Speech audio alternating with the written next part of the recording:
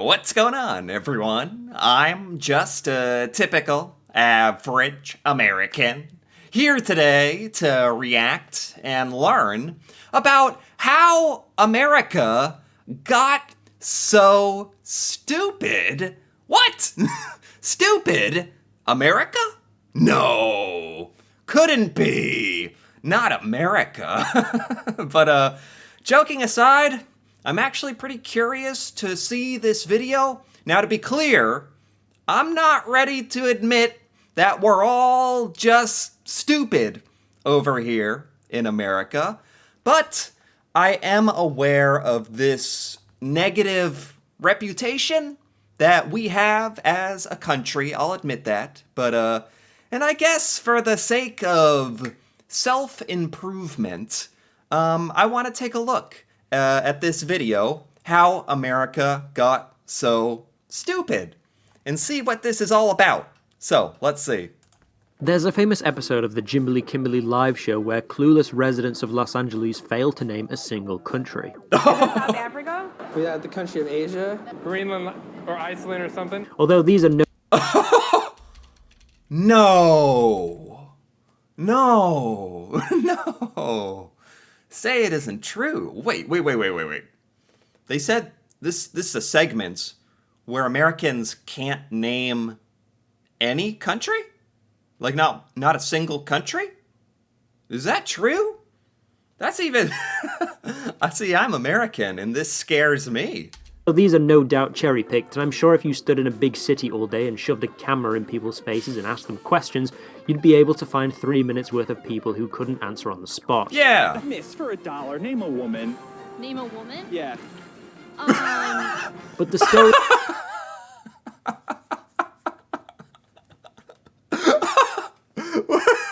What is What is this?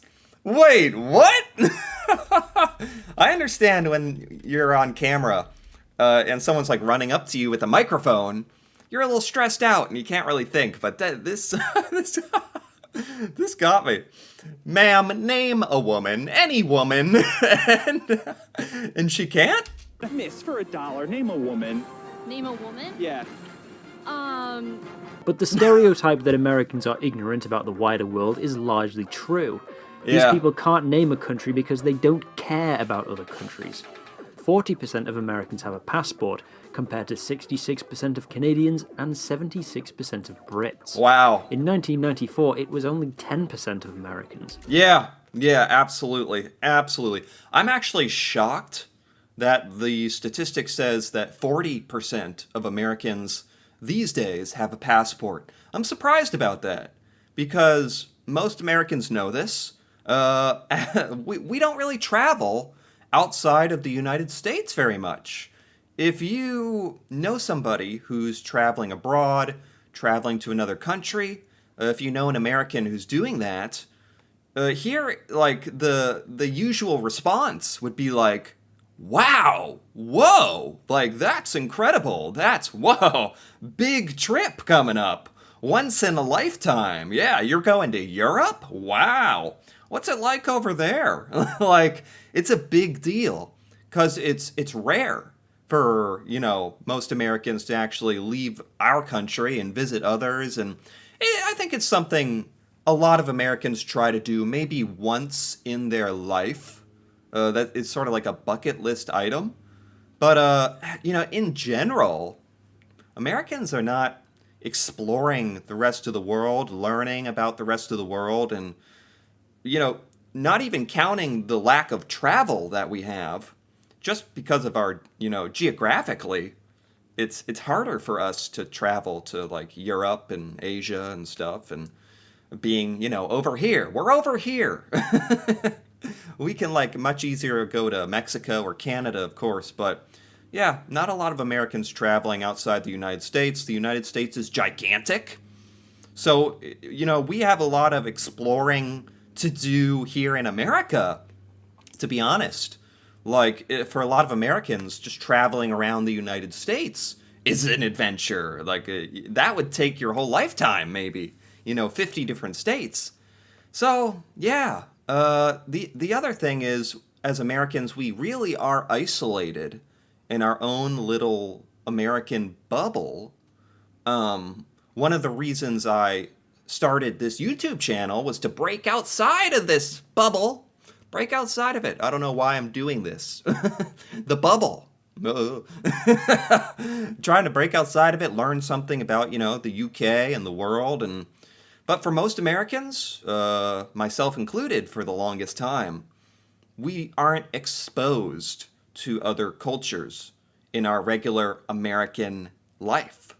We're very much, isolated, just caring about American things. So I think this is true. Not to go on too long of a rant there, but yeah, this is. I don't know if this makes us stupid. Maybe it's a contributing factor, but everything they're saying so far is very accurate. But that doesn't mean Americans have gotten more globe-trotting since then. It was because after an above-average episode of the news, it became mandatory to need a passport when entering Canada and Mexico. Oh, yeah. So it's fair to say that a very small percent of Americans will be leaving this corner of the world. As I said in a previous video, America has all you'd ever want geographically within her borders. Oh, okay. I've never heard this argument before. Okay, I'll take it. America just has so much here. Yeah, that's one way of saying it. I say America is so freaking big that there's just so much stuff to see. Take you forever. I haven't been to every state in the United States, not even close myself. So, yeah, that's true. Why go anywhere else? Yeah. The foreign cultures, maybe? Americans don't care about that either. On the list of the highest grossing movies in the USA, you have to go all the way to 520th place to get a movie that isn't American. Absolutely. And it's weird because if you grow up in America and you're an American, you're very, very used to seeing American content. American movies, American TV, American news that's about America, American politics, and that's all that's really shown to us. Or I guess, we have to take some level of personal responsibility and say, that's also the only things we care about, the only things we really seek out. So that's true. Whereas I think, for the most part, in most other countries around the world, I think you guys are exposing yourself to much more different cultures. Geographically, if you live in the UK, you're pretty close to, a lot of other countries. So that's pretty amazing. And you're getting exposure that way. And you probably watch a lot more like maybe American films or TV. And yeah, here in America, I think we're kind of unique in the sense that we really only care about our own stuff. Which isn't a good thing. It's definitely not a good thing. It's Crouching Tiger, Hidden Dragon, by the way. I couldn't even beat the Nutty Professor. Somebody please check up on Ang Lee. I think he might have killed himself. Neither do global affairs hold the average American's interest. When asked about the Kyoto Climate Accords, who the Taliban are, or who Nicolas Sarkozy is, Americans are woefully underinformed compared to other developed nations. I don't know who Nicolas Sarkozy is. I'll admit that. I hope he's not too important, because now I feel a little bit stupid myself, which, I don't know, that's kind of the theme of this video. But, yeah, I mean, it's good to see some data. I mean, it's not good, because none of this is good for me. Because that was a poor choice of words, because this is all really just proving Americans are willfully ignorant, stupid, for lack of a better word, about global affairs. Stuff that affects everyone is pretty important. Nations. In 2009, only half knew that last year's Olympics were held in Beijing. Oh, but of course, when asked to name American celebrities, they had no trouble at all. Yeah. At the same time, we non-Americans are flooded with American culture. Some British people know more about American politics and history than their own. That's so interesting to me. It's just such a different experience. I'm trying to wrap my head around it. because I know I've said this already. If you grow up in America as a child, you're exposed to American stuff your whole life, and American history, American news, and and on into your adult life. Whereas in other parts of the world, you guys are a lot more exposed to America, it sounds like, which is very interesting. It's like everyone knows about us, but we don't know anything about everyone else. And that's a very strange sort of feeling. Once you're dropped into the trench, depth or the z-axis is... It's Z-axis, you floppy-haired moron. France had to pass laws banning radio stations from playing too much American music. Wow. There are only 2 countries in the world where Coca-Cola is not sold. Wow. I mean, part of this, at the risk of sounding a little arrogant here, I'll take that risk. America is a little bit of a victim of our own success. We have a lot of success with, like, in the music industry, with Hollywood and films, with a lot of American companies. So a lot of cool stuff, comes out of America, which is really cool. But it's like we just focus on all that and never get to experience all the cool stuff coming out of all the other countries. So it's like a double-edged sword. It's like, it's cool that in America, seems like we have a lot of cool stuff. That's fair to say. But there's all this other cool stuff, movies, content, products, and culture that are outside of America that we just don't even think about for some reason. We don't even consider it. And I think we're really missing out. Really. Wait, scratch that. This journalist from Finland bought a Coke at a water park in Pyongyang in 2017. Wow. And what's this hiding in the background of somebody's holiday snaps at the National Hotel de Cuba? Look, you know something's up when remote tribesmen in the Amazon rainforest who don't even have electricity know who Michael Jackson is. Yeah. Wow. Americans used to be quite well read. After the Second World War, Americans consumed 63% of all the newspapers in the world. Wow. And they used this to their advantage. Wow. In 1948, the newly formed United Nations created a list of human rights that all countries should strive to uphold. One area that Americans were particularly interested in was this one, Article 19. Everyone has the right to freedom of expression and opinion, and receive and impart information and ideas through any media and regardless of frontiers. Everyone has the right to freedom of opinion and expression, freedom of speech. I don't know if other countries are aware of this, but America is very, very, very over-the-top protective of, our certain freedoms we deem to be the end-all, be-all. And seek, receive, and impart information and ideas through any media, regardless of frontiers. We haven't really held up to that ideal very well. Imparting information and ideas regardless of the frontiers.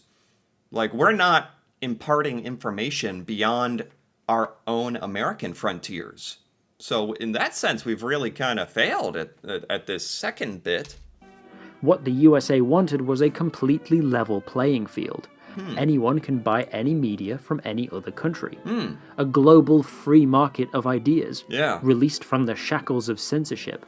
For if anyone can gain access to the truth, we cannot be marched into the same kind of ignorance and intolerance that characterized the Axis nations of the war. Sure. This is admirable. Freedom of speech is a core value of the United States and many other allied nations. Yeah. But some delegates, like those from India, questioned the US's motives. If you questioned our motives, you say? Just real quick, I want to touch on, he was saying how well-read Americans are. In the past, we consumed 60% of newspapers in the world. So maybe in the past, America was actually a little more educated, or, I don't know, more globally aware. But now we're not, and that barely makes any sense, because now we have the internet. There's no excuse not to learn about other cultures and countries and news and stuff. outside of America, it's literally at our fingertips at any moment. So there's less of an excuse now more than ever. If you believe in an equal access to information and culture, shouldn't you redistribute some of your media creating capacity to developing nations like ours so that we have an equal opportunity to tell the world our stories? The Americans would not budge. Of course, they knew deep down that India was right. The American delegation to the convention was highly populated by journalists and media magnates. They Okay. knew that if countries couldn't afford their own news, they would be increasingly reliant on buying news from American wire companies like the Associated Press. Really? I didn't know anything about this. It's actually an interesting topic. I'm not sure what it has to do with Americans being stupid, but it's like this tangent of, in the past, we dominated like news production and kind of liked that and didn't really want to help developing nations develop their own news production so we could sell our news to other countries. So we're just kind of greedy. That's the least surprising thing ever. Which was good for both the media company's profits, but also the US State Department, who would no doubt have been licking their lips at the prospect of 1 billion people reading news with a specific American spin on it. Yes, that's the other thing. If we controlled the news, we controlled the narrative, the spin. So did we try to like make money off all these countries and make America sound like the greatest thing ever? I didn't even know about all this news control that we had. In 1944, the Associated Press sold news to 38 countries. Within 8 years, that had doubled to 70 countries. Wow. In the 1950s, around half of films shown in European and Asian cinemas were American. Wow. Unbelievable. 50% were American films. That right there, that alone, just says so much to me. Because, like, the amount of, I don't know, European or Asian or whatever, Australian content from other countries is not shown here in America. Not in our schools or in our movie theaters or... No. So when I hear that at one point 50% of the media around the world was American made, it's like, what a different experience. Well, I guess we had a similar experience because we were all watching the same American stuff in a funny way. But I mean, what a different experience in that other countries were getting to exposure to America. America was getting no exposure to other countries. 2/3 in Mexico, Brazil, and Argentina. Which makes sense. Americans made grand Technicolor films brimming with Hollywood sparkle because they could afford to. Yeah. Whereas war-torn Europe, impoverished Mexico, and nuclear-obliterated Japan were stuck making small-scale comedies to keep up morale. Yeah. One of the most popular French movies in 40s France was 1949's The Big Day, Okay. a mostly plotless movie where a whimsical French postman gets into wacky mischief in a quaint village. Okay. There just wasn't the money or resources for anything else. Yeah. Hollywood captured the European public's imagination, Yeah. and they wanted more. Huh. But why is it only a one-way street? Because while you can do or say whatever you want within the United States, the Constitution also says that the American government can regulate what goes in or out. Ah. During the Cold War, anything that might be considered communist propaganda could be seized by the post office and never delivered. Really? Are we finally getting into how America got so stupid? Well, clearly a big part of this is that Americans are willfully ignorant because all the information is there. If we're talking a little bit in the past, like we are right now, I didn't realize this bit, that the American government, the American post office, might have been purposefully regulating the media that came into America. So Americans in the past would have been deprived of all this exposure to the outside world because the American government was, checking for propaganda or, limiting and deciding what could be shown to Americans. I didn't know that. Books or even souvenirs from communist countries, for example. Pamphlets criticizing US foreign policy. Immigration reached a low point in the early 70s, with only 4.7% of Americans being foreign-born, Wow. limiting Americans' interaction with different cultures. Wow. Holy cow.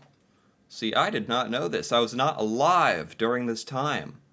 Where they were actually limiting the books and the films and even news or opinions that were critical of America were not being shown to Americans on purpose. Immigration was at an all-time low.